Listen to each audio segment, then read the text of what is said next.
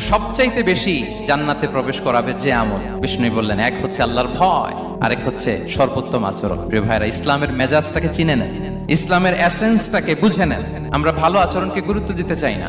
অনেক নামাজি লোক দেখবেন নামাজ পড়তে পড়তে কপালে কালো দাগ ফেলে দিচ্ছে, বাসায় বউয়ের সাথে খারাপ আচরণ করে, খিটখিটে মেজাজের, প্রতিবেশীর সাথে শুধু ঝগড়া, কলিগদের সাথে ঝগড়া, মারামারি, দুঃসম্পর্ক, এরকম আছে না? নাই বলেন, আছে না? কিন্তু নামাজি, অনেক বড় হাজি, একদিনও কোরআন তেলাওয়াত মিস হয় না। তো এত আবাদত করেও সে ইসলামের আসল এসেন্সটাকে ধরতে পারেনি। বিষ্ণু বললেন, সবচেয়ে বেশি জান্নাতে প্রবেশ করাবে যে দুটি আমল, একটি হচ্ছে তাকওয়াল্লাহ, আল্লাহর ভয়, আরেকটি হচ্ছে উত্তম আচরণ, সর্বোত্তম আচরণ। তো আমরা যেন উত্তম আচরণের অধিকারী হই, আমার স্ত্রীর সাথে যেন ভালো আচরণ করি, প্রতিবেশীর সাথে যেন ভালো আচরণ করি, ছেলে মেয়েদের সাথে যেন আমাদের অ্যাটিটিউডটা ভালো থাকে, আচরণটা ভালো থাকে, কলিগের সাথে যেন ভালো থাকে। বিশ্বনবীর আচরণ যেমন ছিল তেমন আচরণ যেন আমরা গড়ে তুলতে পারি। আওয়াজ করে পড়ুন আমিন। শুনানে আবু দাউদের